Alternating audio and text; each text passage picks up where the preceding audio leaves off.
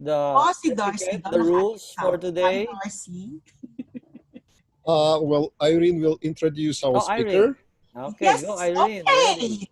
It's my turn, ladies and gentlemen.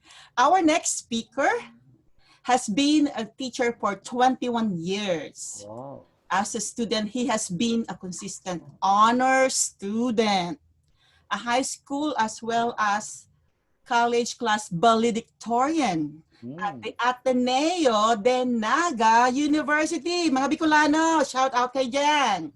He has been a recipient of the 10 Rizal Model Student of the Philippines in 1997 and 10 Outstanding Student of the Philippines in 1998. He completed his master's degree in Cambridge, Massachusetts, USA in 2011. He has taught almost all grade levels, but a lot of his experience has been in junior high school, where he mentored students to compete in citywide science fairs. Currently, he works in the International High School Network Schools in Brooklyn, which focuses on project-based learning and outcome-based education. Please welcome our resource speaker for the session, Recognizing Equity and Diversity in the Assessment of Science and Math Outcomes. Let's welcome, single pa siya, Mr. Kris Penas. Thank you. That's it. Okay, I just want to mention, sure Irene will help me later, right? And I need to reserve. Kakanta ka mamaya. Okay? Ganyan lang yan, tulungan. So help us with the applications kasi mas magaling siya sa akin sa applications. So for today, we're going to focus on a lot of you, I think a lot of you are science teachers. So if you notice, this is equity, diversity, and assessment, not evaluation. Medyo iba na po yun pagdating sa ganun. We want to maximize the chat box so that I can see if you're really participating po. We're going to skip the survey because I'm trying to make sure that we go to the application of Ma'am Irene. And we're going to actually see that equity and diversity is really not the same thing when it comes to instruction. And why is it hard to recognize equity and diversity when we are in the classroom? So that will be the rundown of flow for this session. Now, sa mga chat box po, you can see my screen.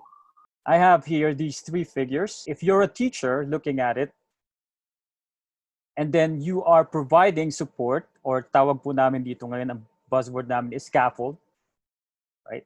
Sa tingin niyo po ba, is this scaffold or support fair? Pakisulat po kung yes or no. Is it fair to have the support or scaffold? Yes or no? Okay, so a lot of them are writing no. Galing nyo, right? So I'm just going to go quickly. So if you notice, if this doesn't show equity, this is more like an equitable approach to learning. And in most cases, alam naman po natin na sa atin mga teacher, kahit gaano pa karami ang mga estudyante natin, we do provide support na kung di na tayo natulog para mag-prepare ng lesson, alam na po natin na ginagawa natin to. Someone who's practicing maybe unfair practices in instruction, that's showing more of equality. And on the right side is more of an equitable approach to instruction. Now, I want you to see what these two are saying. The one on the girl on the left, I think my sandwich is heavier than my calculator. But how can does it show equity? Karamihan po sa atin nagsasabi, no? Kung tutusin niyo po, kung nagsabi yes, yung iba nagsabi no. Naalala niyo po ba yung time na may mga estudyante kayo, especially sa mga public school, no? Yung mga estudyante na siguro sa umaga pa hindi pa rin kumakain, nagbibigay kayo ng tinapay para lang makakain siya, right? Kasi hindi alam niyo naman po na mahirap mag-aral ang estudyante pag gutom. So, siguro in that sense po, you're showing a sort of an equitable practice. Yung mga iba po na alam nyo naman na hindi naman sila magaling sa mental math, nagbigay kayo ng calculator. These are just symbolism. So ang ano po lang, an idea is, how did you actually show compassion sa mga batang nangangailangan ng need? So alam nyo naman po, yung mga iba sa mga sa atin, hindi pa kumakain pagdating sa ano. O yung iba talaga, walang ability talaga sa math. Meron mga teacher na talagang pressure ka mag-training or sa sports kasi hindi naman ako athletic. Or maybe in a way, meron din times na may mga estudyante na nagtrabaho buong gabi para lang and I have these kids, most of my kids ganun, mga half siguro ng mga estudyante ko dito kasi mga newly immigrants are working till 3 a.m. to 4 a.m. po tapos magkaklase sila ng mga 8, makikita nyo walang tulog. So at most cases, meron talaga akong lounge yan at pinapatulog kasi alam nyo naman po na kahit anong gawin ko, hindi nila mahirapan sila. And magte-test sila for math and of course, they need to get ready. So those things are adjustments that you made para po ma-accommodate ang learner. We know our kids have different ability. Alam ko po yun sa science. Hindi lahat ng estudyante na pupunta sa classroom po ay magaling sa science. May iba, may mga skill na kasi may experience na before. Pero karamihan ng estudyante ko, most of my students that came into me na walang mga formal schooling sa kanilang bansa ay nangangapa pa when it comes to skill. They don't know how to use the tools. And of course, I have also those few kids na may nag-study na po dito ng middle school, so may alam na po sila. So iba-iba po yung kakayahan nila in terms of ability. So in terms of diversity, alam niyo na po, iba-iba ang mga estudyante, and we know that. But most of the times, we know, kahit po alam natin that there are 3 types of learner: auditory, kinesthetic, and then of course you have multiple intelligence. I know for most of you, you've learned about this, and different styles of learning. We know all these things. Pero syempre, kahit na alam na po natin, yung pagdating natin sa klase, pag-face natin ng mga estudyante, lalo na yung mga sa mga public school, na tinitingnan ko na meron pa rin 55 in a class or 60 minsan. And mind you, pag pumasok ka sa estudyante, do you really think you can apply all these things or you can cater to all the needs of the learners when you're faced with this much student? Most of the time, hindi po.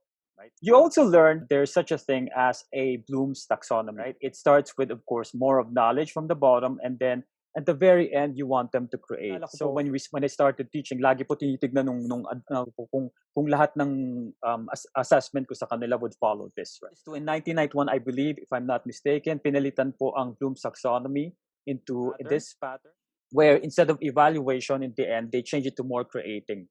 And then if you notice, when we started here sa US, I remember in 2004 when I came here, ang sabi sa amin, you have to get more away from Bloom's taxonomy and maybe follow more of this real-like depth of knowledge by Webb.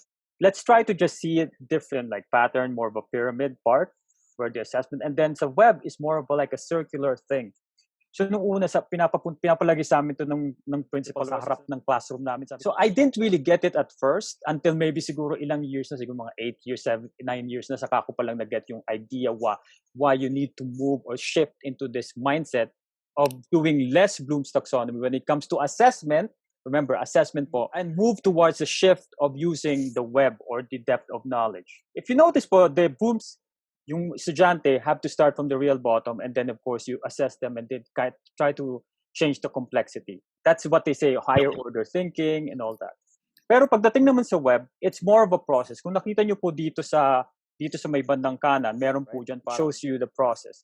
So it doesn't mean na ang estudyante, pag pumunta sa klase mo, like I know sa science, pag pumunta sila sa akin, it doesn't mean na nagsa-start talaga sila sa bottom.